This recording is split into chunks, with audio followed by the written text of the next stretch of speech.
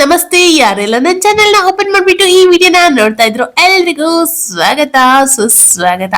ಇವತ್ತಿನ ವಿಡಿಯೋದಲ್ಲಿ ಸೇವಂತಿಗೆ ಗಿಡನ ನಾವು ಬೇಸಿಗೆ ಕಾಲದಲ್ಲಿ ಯಾವ ರೀತಿಯಾಗಿ ಸೇಫ್ ಆಗಿ ಇಟ್ಕೊಳ್ಳೋದು ಅನ್ಕೊಂಡು ಹೇಳ್ತಾ ಹೋಗಿದ್ದೀನಿ. ತುಂಬಾ ಜನಕ್ಕೆ ಕೆಲವೊಂದು ವಿಷಯ ಗೊತ್ತಿಲ್ಲ. ಏನಪ್ಪಾ ಅದು ಅಂದ್ರೆ ಸೇವಂತಿಗೆ ಗಿಡ ವರ್ಷ ಪೂರ್ತಿ ಹೂ ಬಿಡುತ್ತೆ ಅನ್ಕೊಂಡು. ವರ್ಷ ಪೂರ್ತಿ ಹೂ ಬಿಡುತ್ತೆ, ಆದ್ರೆ ಎಲ್ಲಾ ಜಾತಿಯ ಸೇವಂತಿಗೆ ಗಿಡಗಳು ವರ್ಷ ಪೂರ್ತಿ ಹೂ ಬಿಡುತ್ತಿಲ್ಲ. ಕೆಲವೊಂದು ಜಾತಿದು ಮಾತ್ರ ವರ್ಷ ಪೂರ್ತಿ ಹೂ ಬಿಡುತ್ತೆ. ವರ್ಷ ಪೂರ್ತಿ ಹೂ ಬಿಡದೆ ಇರುವಂತಹ ಗಿಡಗಳನ್ನ ನಾವು ಯಾವ ರೀತಿಯಾಗಿ ಸೇಫ್ ಮಾಡಿ ಇಟ್ಕೊಳ್ಳೋದು ಅಂತ ಇವತ್ತಿನ ವಿಡಿಯೋದಲ್ಲಿ ತೋರಿಸ್ತಾ ಹೋಗ್ತೀನಿ. ಯಾವ ಟಿಪ್ಸ್ ಕೂಡ ನೀವು ಮಿಸ್ ಮಾಡದೆ ಫಾಲೋ ಮಾಡ್ಬೇಕು ಮಾತ್ರ. ಅವಾಗ ಮಾತ್ರ ನಾವು ಗಿಡಗಳನ್ನ ಸೇಫ್ ಅಂಡ್ ಸೆಕ್ಯೂರ್ ಆಗಿ ಇಟ್ಕೊಬಹುದು ಮುಂದಿನ ಸೀಸನ್ಗೆ. ಎಲ್ಲಾ ಟಿಪ್ಸ್ ನ ಕೂಡ ನಾನು ನಿಮ್ ಜೊತೆಗೆ ಶೇರ್ ಮಾಡ್ತೀನಿ. ಅದಕ್ಕೂ ಮುಂಚೆ ನನ್ನ ಚಾನಲ್ ಯಾರಾದ್ರೂ ಸಬ್ಸ್ಕ್ರೈಬ್ ಆಗದೆ ವಿಡಿಯೋ ನೋಡ್ತಾ ಇದ್ರೆ ಗೊತ್ತಿದೆಯಲ್ಲ, ಚಾನಲ್ಗೆ ಹೋಗಿ ಸಬ್ಸ್ಕ್ರೈಬ್ ಮಾಡ್ಕೊಳ್ಳಿ. ಪಕ್ಕದಲ್ಲಿರುತ್ತಾ ಬೆಲ್ ಐಕನ್ ಕ್ಲಿಕ್ ಮಾಡ್ಕೊಳ್ಳಿ. ವಿಡಿಯೋ ಇನ್ಫಾರ್ಮೇಟಿವ್ ಅನ್ಸಿದ್ರೆ ಲೈಕ್ ಮಾಡಿ. ಸೇವಂತಿಗೆ ಗಿಡ ಬೆಳೆಸೋರಿಗೆ ಇದನ್ನ ಶೇರ್ ಮಾಡ್ರಿ. ಜೊತೆಗೆ ನಿಮ್ಗೆ ಏನೇ ಗಾರ್ಡನ್ ಬಗ್ಗೆ ಡೌಟ್ ಇದ್ರು ಕೂಡ ಕಮೆಂಟ್ ನಲ್ಲಿ ಕೇಳ್ಬೋದು. ಖಂಡಿತವಾಗ್ಲೂ ನಾನು ಆನ್ಸರ್ ನ ಮಾಡ್ತೀನಿ. ಹೈಪ್ ಆಪ್ಷನ್ ಇರುತ್ತೆ ಕಮೆಂಟ್ ಬಾಕ್ಸ್ ನಲ್ಲಿ, ದಯವಿಟ್ಟು ಹೋಗಿ ಹೈಪ್ ನ ಮಾಡ್ರಿ. ಮೊದಲನೇ ಟಿಪ್ ಏನಪ್ಪಾ ಅಂತಂದ್ರೆ, ನಾವು ಮದರ್ ಪ್ಲಾಂಟ್ ನಲ್ಲಿ ಬಂದಿರುವಂತಹ ಹಿಳ್ಳನ್ನ ಸಪರೇಟ್ ಆಗಿ ತೆಗೆದು ನಡ್ಬೋದು. ಇಲ್ಲ ಅಂತ ಆದ್ರೆ ಇವಾಗ ಕೊಂಬೆನಲ್ಲೆಲ್ಲ ಒಂದ್ ಸ್ವಲ್ಪ ಒಂದು 4-5 ಇಂಚಿನ ಹರೆಗಳು ಇರ್ತದ ನೋಡಿ, ಆ ಹರೆಗಳನ್ನ ಕೂಡ ನಾವು ನಟ್ಕೊಂಡು ನೆಕ್ಸ್ಟ್ ಸೀಸನ್ಗೋಸ್ಕರ ಇದನ್ನ ಸಸಿ ಮಾಡ್ಕೊಬಹುದು. ಇದಕ್ ಪಾಟಿಂಗ್ ಮಿಕ್ಸ್ ಏನಿರ್ಬೇಕು ಅಂದ್ರೆ ಸಾದಾ ಮಣ್ಣು, ಸ್ವಲ್ಪ ಗೊಬ್ಬರನ ಹಾಕೊಡ್ರಿ. ಆಮೇಲೆ ಸಸಿ ಆಗಿರ್ಬೋದು, ಕಟ್ಟಿಂಗ್ ಆಗಿರ್ಬೋದು, ನೀವು ನಟ್ಕೊಬಹುದು. ಕೊಟ್ಟೆ ಯಾವ ರೀತಿಯಾಗಿ ತಗೊಬೇಕು, ಬಿಗಿನರ್ಸ್ ಆದ್ರೆ ಹೇಳ್ತೀನಿ, ಸಣ್ಣ ಅಂದ್ರೆ ಸಣ್ಣ ಕೊಟ್ಟೆನ ತಗೊಳ್ರಿ. ಇಲ್ಲ ಅಂತಾದ್ರೆ ಪೇಪರ್ ಕಪ್ ಎಲ್ಲ ಬರ್ತದ ನೋಡಿ, ಅಂತ ಪೇಪರ್ ಕಪ್ ನಲ್ಲಿ ನೀವು ಗಿಡಗಳನ್ನ ಗ್ರೋತ್ ಮಾಡ್ಕೊಂಡು ಆಮೇಲೆ ನೆಕ್ಸ್ಟ್ ಪಾಟಿಗೆ ಹಾಕೊಂಡು, ಆಮೇಲೆ ಗಿಡ ಸ್ವಲ್ಪ ಇನ್ನು ಚೆನ್ನಾಗಿ ಆಗ್ತಾ ಇದೆ ಅನ್ನೋಷ್ಟೊತ್ತಿಗೆ ನೀವು ಪರ್ಮನೆಂಟ್ ಆಗಿ ಯಾವ ಗ್ರೋ ಬ್ಯಾಗ್ ನಲ್ಲಿ ನಡ್ತೀರಿ ನೋಡಿ, ಆ ಗ್ರೋ ಬ್ಯಾಗ್ ನಲ್ಲಿ ನೀವು ಗಿಡಗಳನ್ನ ನಡ್ಕೊಂಡ್ರೆ ಇದು ಒಂದು ಒಳ್ಳೆ ಮೆಥಡ್ ಅಂತ ಹೇಳ್ತೀನಿ. ಹೀಗ್ ಮಾಡಕ್ ಹೋದ್ರೆ 3 ಸಲ ನೀವು ಪಾಟ್ ನ ಚೇಂಜ್ ಮಾಡ್ಬೇಕಾಗತ್ತೆ.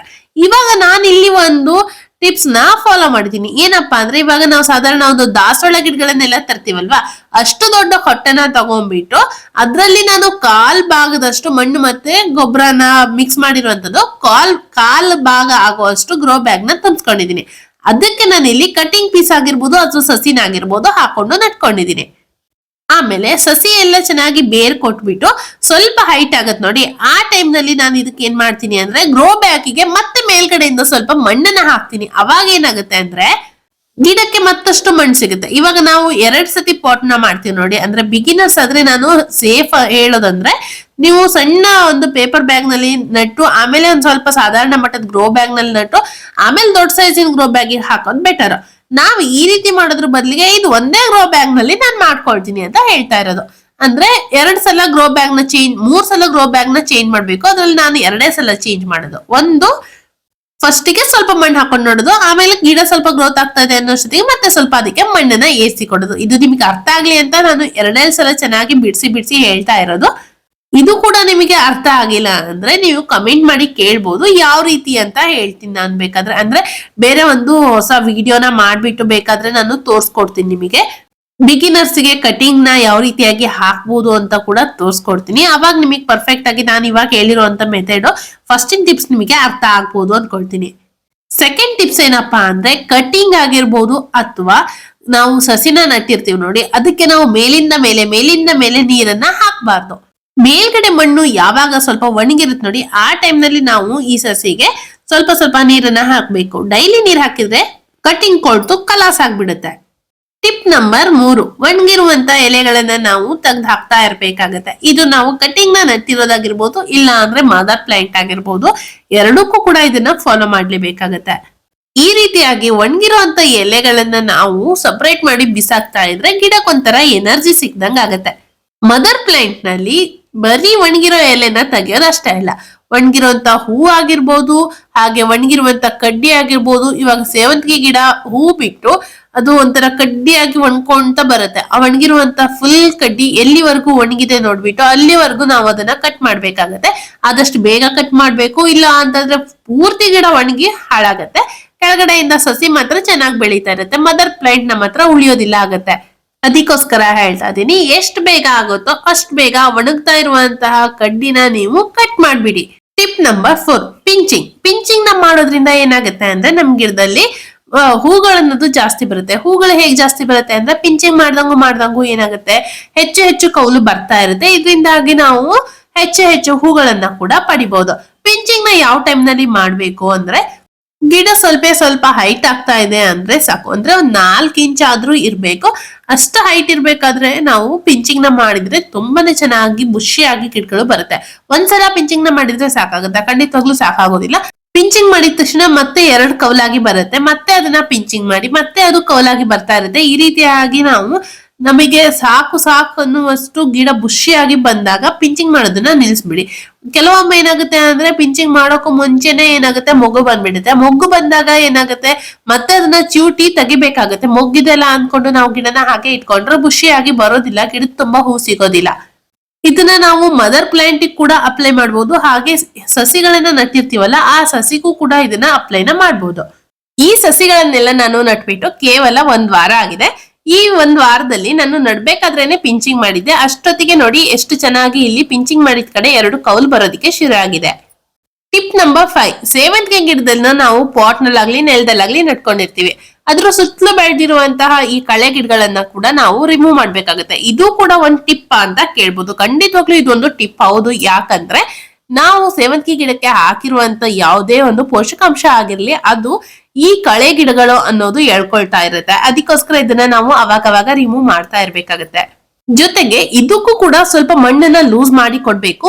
ಮರಿ ಎಲ್ಲಾದ್ರೂ ಜಾಸ್ತಿ ಆಗಿ ಇದೆ ಅಂತ ಆದ್ರೆ ನೀವು ಜಾಸ್ತಿ ಲೂಸ್ ಎಲ್ಲ ಮಾಡೋದಕ್ಕೆ ಹೋಗ್ಬಿಡಿ, ಯಾಕಂದ್ರೆ ಮರಿಗಳಿಗೆ ಡ್ಯಾಮೇಜ್ ಆಗೋ ಚಾನ್ಸಸ್ ಇರುತ್ತೆ. ಮರಿ ಎಲ್ಲಾದ್ರೂ ಇನ್ನು ಹುಟ್ಟಿರ್ಲಿಲ್ಲ ಅಂತ ಇರುವಂತ ಗಿಡ ಯಾವ್ದಾದ್ರು ಇದ್ರೆ ಮಾತ್ರ ಅದಕ್ ಮಾತ್ರ ಸ್ವಲ್ಪ ಒಂದು ಬೆರಳಲ್ಲಿ ಸ್ವಲ್ಪ ಮಣ್ಣನ್ನ ಆ ಕಡೆ ಈ ಕಡೆ ಅಲ್ಲಾಡ್ಸಿದ್ರೆ ಸಾಕು. ಜಾಸ್ತಿ ಏನು ಇದಕ್ಕೆ ಮಣ್ಣನ್ನ ಲೂಸ್ ಮಾಡೋದಕ್ಕೆ ಹೋಗ್ಬಿಡಿ, ಯಾಕಂದ್ರೆ ಸೇವಂತಿಗೆ ಗಿಡದ ಬೇರ್ ಅನ್ನೋದು ಮೇಲ್ಗಡೆನೆ ಇರುತ್ತೆ.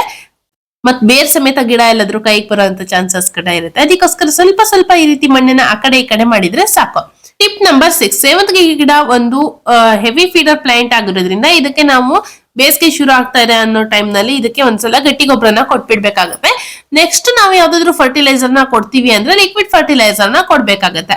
ಅದ್ ಬಿಟ್ಟು ಪ್ರತಿ ಸಲನೂ ನಾವು ಗಟ್ಟಿ ಫರ್ಟಿಲೈಸರ್ ನ ಕೊಡ್ಬಾರ್ದು. ಬೇಸಿಗೆ ಕಾಲದಲ್ಲಿ ಒಂದ್ಸಲ ಕೊಟ್ರೆ ಸಾಕು. ತಿಂಗಳಲ್ಲಿ ಒಂದ್ಸಲ ನಾವು ಗಟ್ಟಿ ಫರ್ಟಿಲೈಸರ್ ನ ಕೊಟ್ರೆ ಉಳಿದ ದಿನಗಳಲ್ಲಿ ನಾವು ಅಂದ್ರೆ ಒಂದು 15 ದಿನಕ್ಕೊಂದ್ಸಲ ಲಿಕ್ವಿಡ್ ಫರ್ಟಿಲೈಸರ್ ನ ಮಾಡಿ ಹಾಕ್ಬೇಕು. ತುಂಬಾ ಜನಕ್ಕೆ ಒಂದು ಡೌಟ್ ಕೂಡ ಇರ್ಬೋದು, ನಾವು ಬೇಸಿಗೆಗಾಲದಲ್ಲಿ ಫರ್ಟಿಲೈಸರ್ ನ ಹಾಕ್ಬೇಕಾ ಸೇವಂತಿಗೆ ಗಿಡಕ್ಕೆ, ಯಾಕಂದ್ರೆ ಹೂ ಬಿಡಲ್ವಲ್ಲ ಅನ್ಕೊಂಡು. ನಾವು ಫರ್ಟಿಲೈಸರ್ ನ ಹಾಕಿದ್ರೆ ಗಿಡ ಅನ್ನೋದು ಸ್ಟ್ರಾಂಗ್ ಆಗುತ್ತೆ. ಅದಕ್ಕೋಸ್ಕರ ನಾವು ಫರ್ಟಿಲೈಸರ್ ನ ಕೂಡ ಕೊಡ್ತಾ ಇರ್ಬೇಕಾಗತ್ತೆ. ಅವಾಗ ಗಿಡ ಸ್ಟ್ರಾಂಗ್ ಆಗಿ ಬೆಳೆಯುತ್ತೆ. ನಾನ್ ಇವತ್ತು ಬಳಸ್ಕೊಂಡಿರೋದು ಅನ್ನಪೂರ್ಣ ಗೊಬ್ಬರನ. ನೀವು ಇದ್ರ ಬದಲಾಗಿ ಸಗಣಿ ಪುಡಿ ಆಗಿರ್ಬೋದು ಅಥವಾ ಕೋಳಿ ಗೊಬ್ಬರ, ಕುರಿ ಗೊಬ್ಬರ ಅಥವಾ ಎರೆ ಗೊಬ್ಬರ, ಈ ರೀತಿ ಬೇರೆ ಆಗಿರುವಂತ ಗಟ್ಟಿ ಗೊಬ್ಬರಗಳು ಸಿಗುತ್ತೆ, ಅದನ್ನ ಬಳಸ್ಬೋದು. ಅನ್ನಪೂರ್ಣ ಗೊಬ್ಬರದಲ್ಲಿ ಬೇವಿನ ಹಿಂಡಿ ಇದೆ, ಜೊತೆಗೆ ಔಡಲ ಹಿಂಡಿ ಮಿಕ್ಸ್ ಆಗಿರೋದು. ಮತ್ತೆ ನೀವು ಈ ಅನ್ನಪೂರ್ಣ ಗೊಬ್ಬರ ಬಳಸ್ತಾ ಇಲ್ಲ ಅಂದ್ರೆ ಸ್ವಲ್ಪ ಪ್ರಮಾಣದಲ್ಲಿ ಬೇವಿನ ಹಿಂಡಿನ ಕೂಡ ಮಿಕ್ಸ್ ಮಾಡ್ಬಿಟ್ಟು ಈ ಸೇವಂತಿಗೆ ಗಿಡಗಳಿಗೆ ಕೊಡಿ, ಯಾಕಂದ್ರೆ ಕೀಟಗಳ ಬಾಧೆಯಿಂದ ನಾವು ರಕ್ಷಣೆ ಮಾಡ್ಕೊಬಹುದು. ಟಿಪ್ ನಂಬರ್ 7, ನೀರ್ ಹಾಕೋದು ಕೂಡ ತುಂಬಾನೇ ಇಂಪಾರ್ಟೆಂಟ್ ಆಗುತ್ತೆ. ಬೇಸಿಗೆ ಕಾಲದಲ್ಲಿ ಬಿಸಿಲು ಜಾಸ್ತಿ ಇರೋದ್ರಿಂದ ನಾವು ನೀರನ್ನ ಚೆಕ್ ಮಾಡ್ತಾ ಇರ್ಬೇಕಾಗತ್ತೆ, ಹಾಕ್ತಾ ಇರ್ಬೇಕಾಗತ್ತೆ. ಬೇಸಿಗೆ ಕಾಲದಲ್ಲಿ ಬಿಸಿಲು ಜಾಸ್ತಿ ಇದೆ, ನಾನು ಡೈಲಿ ನೀರ್ ಹಾಕ್ತೀನಿ ಅಂದ್ರೆ ಖಂಡಿತವಾಗ್ಲೂ ಪ್ರಯೋಜನ ಇಲ್ಲ. ಯಾಕಂದ್ರೆ ನಾವು ಸ್ವಲ್ಪ ಇದರದ್ದು ಮಣ್ಣನ್ನೆಲ್ಲ ಚೆಕ್ ಮಾಡಿ ನೋಡ್ಬೇಕು. ಮಣ್ಣು ಫುಲ್ ವೆಟ್ ಆಗಿದ್ರೆ ಅಂದ್ರೆ ಹಸಿ ಆಗಿದ್ರೆ ನೀರನ್ನ ಕೊಡ್ಬೇಡಿ, ಕೊಳ್ತೋಗುತ್ತೆ ಗಿಡಗಳು. ಮೇಲ್ಮಣ್ಣು ಒಣಗಿದೆ ಅನ್ನೋ ಅಷ್ಟೊತ್ತಿಗೆ ನೀವು ನೀರನ್ನ ಕೊಡ್ಬೇಕಾಗತ್ತೆ. ಫುಲ್ ಡ್ರೈ ಆಗೋದಿಕ್ಕೂ ಬಿಡ್ಬೇಡಿ, ಅವಾಗ ಗಿಡಗಳು ಒಣಗಿ ಕೂಡ ಹೋಗುವಂತ ಚಾನ್ಸಸ್ ಇರುತ್ತೆ. ಇದ್ ನೋಡಿ ನರ್ಸರಿಯಿಂದ ತಂದಿರುವಂತ ಗಿಡ, ಇದ್ರಲ್ಲಿ ಸಸಿ ಆಗಲ್ಲ ಅಂತ ತುಂಬಾ ಜನ ಅನ್ಕೊಳ್ತಾರೆ. ನರ್ಸರಿಯಿಂದ ತಂದಿರುವಂತ ಗಿಡದಲ್ಲೂ ಕೂಡ ಸಸಿ ಆಗುತ್ತೆ, ಅದನ್ನ ನಾವು ಸರಿಯಾಗಿ ಆರೈಕೆ ಮಾಡ್ಬೇಕಾಗತ್ತೆ. ಟಿಪ್ ನಂಬರ್ 7, ಇದಂತೂ ತುಂಬಾನೇ ಇಂಪಾರ್ಟೆಂಟ್ ಆಗಿರುವಂತಹ ಒಂದು ಟಿಪ್ಸ್ ಆಗಿರುತ್ತೆ. ಏನಪ್ಪಾ ಅದು ಅಂದ್ರೆ ಬಿಸಿಲು. ಎಷ್ಟು ಬಿಸಿಲು ಬಿಡ್ಬೇಕು ಅಂದ್ರೆ ಬೆಳಗಿನ ಜಾವ ಬಿಸಿಲಾದ್ರೆ ಒಂದು 7 ಗಂಟೆಯಿಂದ ಒಂದು 10 ರಿಂದ 11 ಗಂಟೆ ತನಕ ಬಿಸಿಲು ಬಿದ್ರು ಪರವಾಗಿಲ್ಲ, ಏನಾಗೋದಿಲ್ಲ. ಸಂಜೆ ಮೇಲ್ ಬಿಸಿಲು ಒಂದ್ 4 ಗಂಟೆಯಿಂದ 6 ಗಂಟೆ ತನಕ. ಆದಷ್ಟು ಮಧ್ಯಾಹ್ನ ಕಡಕ್ ಬಿಸಿಲು ಇರುತ್ತಲ್ವಾ, 12 ಗಂಟೆ ಬಿಸಿಲು, ಅಂತ ಬಿಸಿಲನ್ನ ಅವಾಯ್ಡ್ ಮಾಡಿ. ಆದಷ್ಟು ಬೆಳಗಿನ ಜಾವ ಬಿಸಿಲು ಇಲ್ಲ ಅಂದ್ರೆ ಸಂಜೆ ಟೈಮಿನ ಬಿಸಿಲು ಬೀಳೋ ಅಂತ ಜಾಗದಲ್ಲಿ ಇದನ್ನ ಇಡ್ಬೇಕಾಗತ್ತೆ. ಮದರ್ ಪ್ಲಾಂಟಿಗೆ ಬೆಳಗಿನ ಜಾವದ ಬಿಸಿಲು ಅಥವಾ ಸಂಜೆ ಟೈಮಿನ ಬಿಸಿಲು ತಾಗಿದ್ರೆ ಮಾತ್ರ ತುಂಬಾ ಸಸಿಗಳು ಹುಟ್ಟೋದಿಕ್ಕೆ ಸಾಧ್ಯ ಆಗುತ್ತೆ. ಬಿಸಿಲಿಲ್ಲ ಅಂದ್ರೆ ಅಷ್ಟೊಂದು ಸಸಿಗಳು ಹುಟ್ಟೋದಿಲ್ಲ.